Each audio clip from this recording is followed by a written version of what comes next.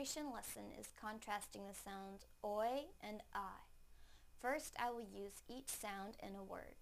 Then I will put the words into a sentence so that you can hear them together with contextual clues.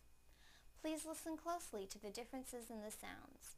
First, the oi sound in the word point. Point, point. Now the I sound in the word pint.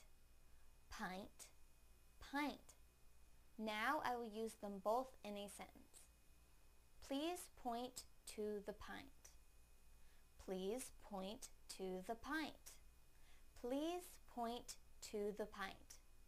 Thank you for watching CartoonEnglish.tv's pronunciation lesson. Come visit our website for free lessons, games, and chat. Bye!